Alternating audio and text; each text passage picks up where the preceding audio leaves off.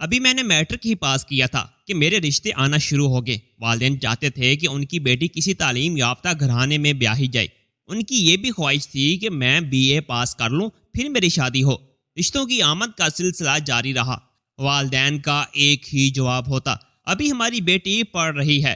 جن دنوں BA کے آخری سال میں تھی، میرے لیے حسن کا رشتہ آیا۔ وہ آسٹریلیا میں جاب کرتا تھا۔ رشتہ ان کی والدہ اور بہن لے کر آئی تھیں۔ انہوں نے مجھے دیکھتے ہی پسند کر لیا۔ جاتے ہوئے انہوں نے امی سے کہا کہ ہمیں شمائلہ کی تصویر دے دیں، آسٹریلیا لڑکی کو بھجوانی ہے تاکہ وہ بھی ایک نظر دیکھ لے۔ اس بات پر والدہ راضی نہ ہوئیں، بہانہ کر دیا کہ فی الحال گھر میں ابھی کوئی تصویر نہیں ہے، کھنچوا کر بیچ دیں گے۔ ان خواتین کو یہ بات اچھی نہ لگی۔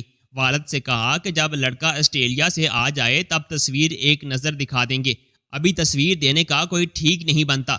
2 ماہ بعد حسن کی بہن اور ماں دوبارہ آ گئیں، کہنے لگیں کہ لڑکا آسٹریلیا سے آ گیا ہے، اب تصویر دے دیں۔ امی بولی آپ لڑکے کو ہمارے گھر لے آئیں، وہ یہاں آ کر تصویر دیکھ لے۔ اس پر لڑکے کی بہن بولی آج کا زمانہ بہت آگے جا رہا ہے آنٹی، آپ ابھی بھی پرانے خیالات کی ہیں، لیکن بہرحال جیسی آپ کی خوشی، مگر ہمیں آپ کی بیٹی بہت پسند آئی ہے، اس لیے ہم اپنے بھائی کو کل اپنے ساتھ لے آئیں گے۔ اگلے روز وہ حسن کو لے کر آ گئیں، لڑکے کو تصویر دکھائی۔ خود حسن بھی ایک خوبصورت نوجوان تھا۔ ہمارے گھر والوں نے ان کو پسند کر لیا اور حسن نے بھی میری تصویر دیکھتے ہی مجھے اپنے دل میں بسا لیا۔ اسی روز شادی کی تاریخ بھی طے کر دی گئی۔ لڑکے نے 1 ماہ بعد واپس آسٹریلیا جانا تھا، لہٰذا کچھ دنوں بعد ہی شادی ہوئی تھی۔ ہال بک کروایا، سبھی لوگ شادی کی تیاریوں میں لگ گئے۔ میرے ایک چچا کافی عرصے سے لندن مقیم تھے، جن کے بیٹے ارسلان سے بچپن میں میرا رشتہ طے ہوا تھا۔ بعد میں وہ طویل عرصے تک پاکستان نہیں آئے تو والدین نے سمجھا ان لوگوں نے ہمیں بھلا دیا ہے اور اب وہ رشتہ نہیں لینا چاہتے۔ پھر بھی ابو نے تسلی کے لیے پھپھو کو بیچ میں ڈالا کیونکہ وہ لندن ان کے پاس جاتی تھی۔ انہوں نے والد صاحب کو لندن سے واپس آ کر بتایا کہ ارسلان نے وہاں اور لڑکی کو پسند کر لیا ہے اور اس کے ماں باپ اب وہیں شادی کرنا چاہتے ہیں جہاں ارسلان چاہتا ہے، آپ لوگ اس کا خیال چھوڑ دیں۔ تب سے یہ رشتہ میرے والدین کے ذہن سے ختم ہو چکا تھا۔ میری شادی سے 1 روز قبل ارسلان اور اس کی والدین اچانک لندن سے پاکستان آ گئے۔ جب انہیں پتہ چلا کہ شمائلہ کی شادی ہو رہی ہے تو انہوں نے ہنگامہ شروع کر دیا۔ چچا جان ابو سے جھگڑا کرنے لگے کہ تمہاری جرت کیسے ہوئی شمائلہ کا رشتہ کسی اور سے کرنے کی، جبکہ ہمارے والدین بچپن میں ان دونوں بچوں کا رشتہ طے کر کے گئے تھے۔ والد صاحب نے کہا کہ اب تمہارا کیا ارادہ ہے؟ اس نے واپس آ کر جواب دیا تھا کہ ارسلان تایا، میں نے سلمہ کو تمہارے پاس بھیجا تھا یہ معلوم کرانے کے لیے کہ لندن میں اپنے لیے کوئی لڑکی پسند کر لی ہے اور شمائلہ سے رشتہ کا ارادہ نہیں رکھتا۔ چاچی نے خوب شور مچایا کہ یہ جھوٹ ہے، سلیمہ نے بھی ہم سے وہاں آ کر ایسا کوئی تذکرہ نہیں کیا تھا۔ یہ بات بعد میں پتہ چلی کہ پھپھو اپنے بیٹے کے لیے میرا رشتہ چاہتی تھی، جبکہ میری والدہ ان کو ناپسند کرتی تھی۔ تبھی انہوں نے جھوٹ بول کر ان سے ہمارا تعلق ختم کروا دیا تھا۔ بہرحال اس موڑ پر جب کہ میری شادی میں 1 دن رہ گیا تھا، وہ چچی ہمیں آ کر پریشان کر رہی تھی۔ والد صاحب نے کہہ دیا تھا کہ آپ لوگ اتنے برسوں سے کیا سوئے ہوئے تھے جو ایک بار بھی رشتے کے لیے رجوع نہیں کیا، اور اب جب کہ میری بیٹی کی شادی کا کارڈ بھی تقسیم ہو چکے ہیں تو آپ چاہتے ہیں کہ یہ شادی ملتوی کر دوں۔ بھائی صاحب، میں اب زبان دے چکا ہوں، معذرت کے ساتھ میں اب کچھ نہیں کر سکتا۔ خیر چاچی تو مان گئی، مگر اصل معاملہ ارسلان کا تھا۔ جب سے اس نے مجھے دیکھا تو اس نے اپنے ماں باپ کو مجبور کرنا شروع کر دیا کہ اس شادی کو رکوائیں اور شمائلہ سے میری شادی کروائیں۔ ارسلان بھی کافی عرصے بعد پاکستان آیا تھا اور مجھے ایک نظر دیکھ کر وہ مجھ پر مر مٹا تھا۔ والدین نے اسے سمجھایا کہ اب تمہارے تایا ماننے والے نہیں ہیں، کچھ نہیں ہو سکتا، مشرقی رسم و رواج کے مطابق زبان دے چکے ہیں، تم اپنے تایا کی بے عزتی نہ کرو، بس اب دل پر پتھر رکھ لو۔ لیکن ایسے معاملات میں دل پر پتھر رکھنا مشکل ہوتا ہے۔ ارسلان کو کسی پل چین نہیں آ رہا تھا۔ دل سے مجبور ہو کر وہ میرے پاس آیا اور ہاتھ جوڑ کر درخواست کرنے لگا کہ شمائلہ تم اس شادی سے انکار کر دو ورنہ میں جان دے دوں گا۔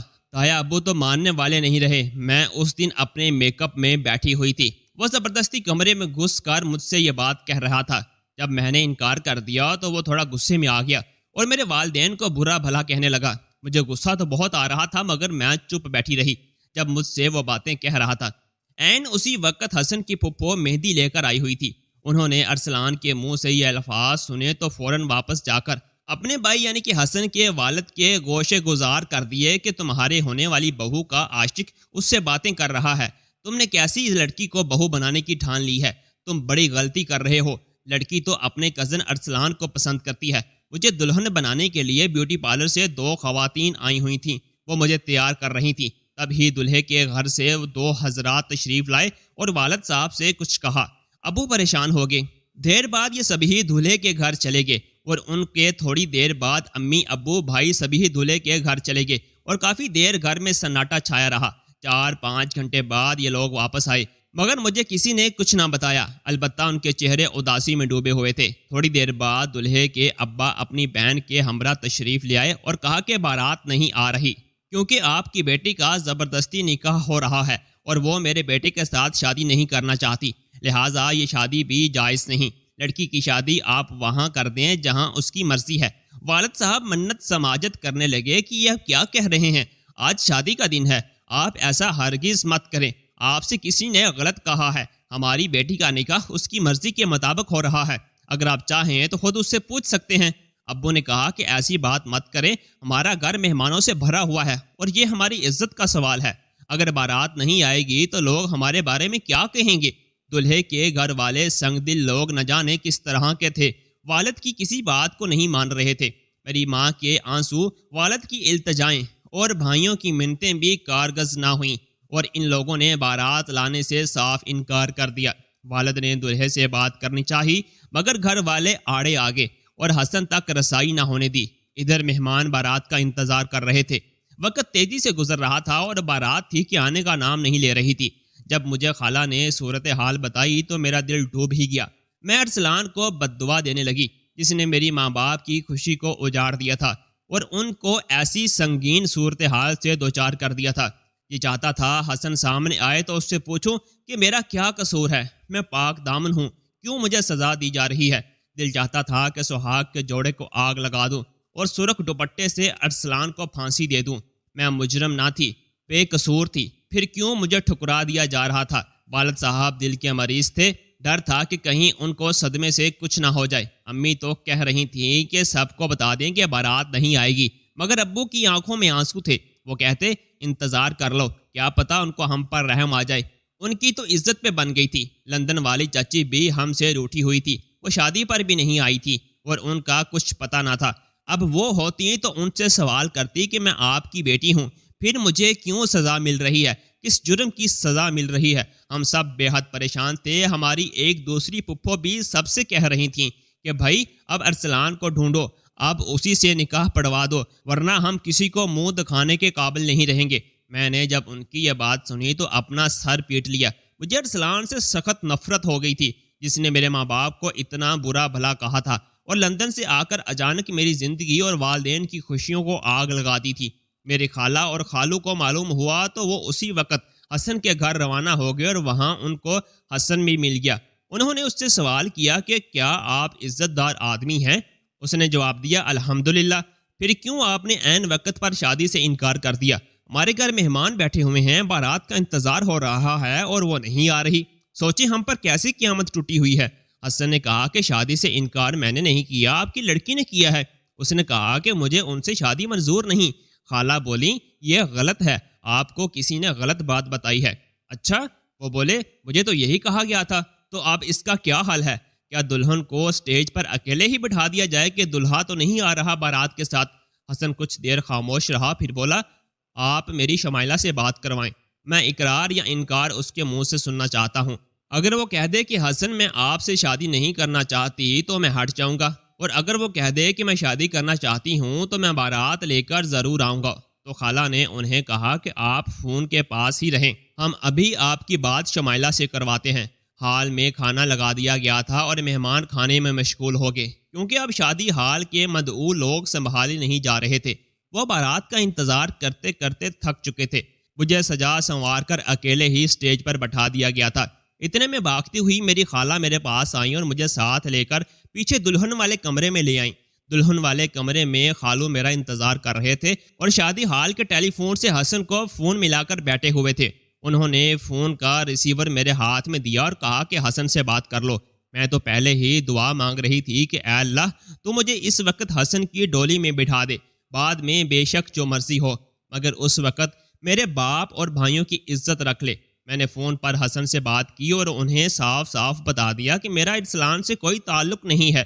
میں نے اپنے بچپن کے رشتے کا بتایا اور یہ بھی کہا کہ اس سے پہلے میں نے بھی ارسلان کو دیکھا تک نہیں ہے۔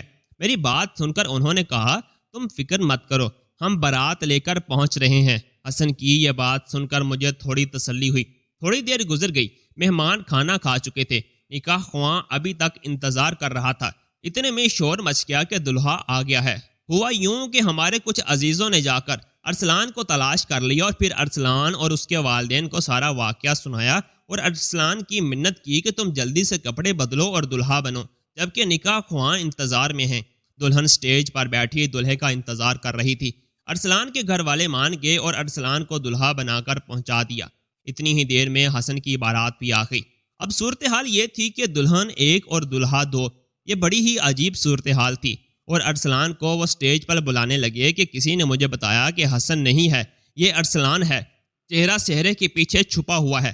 میرے پیروں تلے سے زمین نکل گئی۔ میرے پاس وہ الفاظ نہیں کہ دلی کیفیت بیان کر سکوں۔ شادی کا جوڑا میں نے حسن کا زیب تن کیا تھا، زیور بھی انہی کے پہنے تھے۔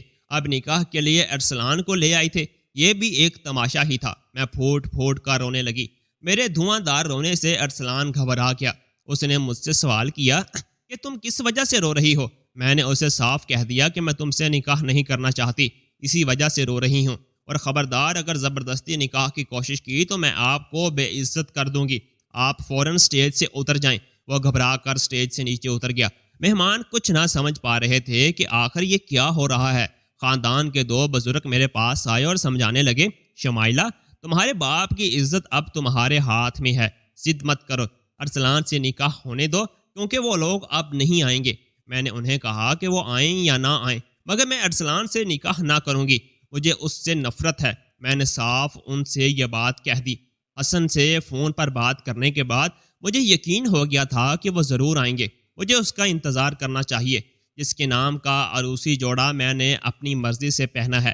میرے لہجے کی سختی دیکھ کر وہ بزرگ سٹیج سے اتر گئے۔ مہمان کھانا کھانے کے بعد ایک ایک کر کے جانے لگے۔ جو بارات کا انتظار کر رہے تھے وہ بھی مایوس ہو گئے۔ ہر ایک سوال کر رہا تھا کہ بارات کدھر ہے، ابھی تک کیوں نہیں آئی اور دلہا کہاں چلا گیا ہے۔ پھر سب سمجھانے لگے کہ بیٹا ارسلان سے شادی کر لو، وہ لوگ نہیں آئیں گے۔ مگر میں نے کہا کہ اب مر تو جاؤں گی مگر ارسلان سے شادی نہیں کروں گی۔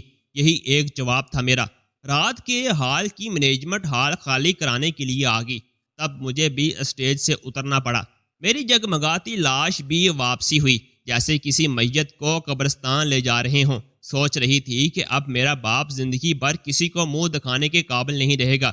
تبھی ہاتھوں کی مہندی آگ بن کر میری ہتھیلیوں کو جلانے لگی۔ اس طرح کب کسی کا سہاگ جوڑا اس کا کفن بنتا ہوگا۔ ابھی 2 قدم ہی چلی تھی کہ مجھ پر بے ہوشی طاری ہو گئی۔ میں گرنے کو ہی تھی کہ کسی نے مجھے سنبھال لیا۔ آنکھیں کھولیں تو وہ حسن تھے۔ اس کے ساتھ ہی شور مچ گیا کہ بارات آ گئی ہے، بارات آ گئی ہے۔ جو لوگ ہال سے نکل رہے تھے بارات کو دیکھنے کے شوق میں واپس آ گئے۔ عورتیں بارات کو دیکھنے کی خوشی میں اکٹھا ہونے لگیں۔ حسن نے مجھے سنبھال کر دوبارہ سٹیج پر بٹھایا، خود میرے پہلو میں بیٹھ کے۔ یوں میرے باپ کی گرتی ہوئی عزت خاک میں ملنے سے بچ گئی۔ اس وقت بھائی نکاح خواہاں کو پکڑ کر لے آئے اور میرا نکاح حسن سے ہو گیا۔ یاد نہیں آ رہا کہ کب انہوں نے کیا کہا اور میں نے کس طرح نکاح نامے پر دستخط کیے۔ اس کے بعد میرے دلہا نے مجھے بازوؤں میں بھر کر گھاڑی میں لا بٹھایا۔ ہر طرف خوشی کی لہر دوڑ گئی۔ شادی کی رات جب حسن نے میرا گھونگھٹ اٹھایا تو کہا، اگر تم میری دلہن نہ بنتی تو میں مر جاتا۔ پہلی ہی نظر میں مجھے تم سے پیار ہو گیا تھا۔ اللہ تعالیٰ نے کرم کیا، میری آنکھوں پر رحم کیا اور مجھے بھی میرا دلہا مل گیا۔ حسن نہ ملتے تو میں بھی خاک میں مل جاتی۔ اب سوچتی ہوں کہ کتنے سنگ دل ہوتے ہیں وہ لوگ جو ایسے موقع پر چغل خوری سے باز نہیں آتے، بغیر تحقیق کے بات کو ایک جگہ سے دوسری جگہ پہنچا دیتے ہیں۔ ہنستے بستے گھروں کے دیے اور گونجتی شہنائیوں کے راگ آگ میں ڈال دیتے ہیں۔ اے کاش کہ یہ لوگ ایسی سنگدلی سے باز آ جائیں۔ حسن اگر ہمت سے کام نہ لیتے تو سوچ بھی نہیں سکتی تھی کہ میرا کیا بنتا۔ اس سے بھی زیادہ میرے والد صاحب کس کس کا منہ بند کرتے، کس کس کے سوالوں کا جواب دیتے۔ اے کاش معاشرے میں بیٹیوں والے اس قدر مجبور نہ ہوں۔ میری دعا ہے کہ اللہ تعالیٰ سب بیٹیوں کی عزت کی حفاظت ضرور کرے، آمین۔ دوستو اگر کہانی پسند آئی ہو تو ویڈیو کو لائک اور چینل کو سبسکرائب لازمی کر دیجیے گا تاکہ ہماری آنے والی ویڈیوز آپ لوگوں تک بآسانی پہنچ سکے۔ اللہ حافظ۔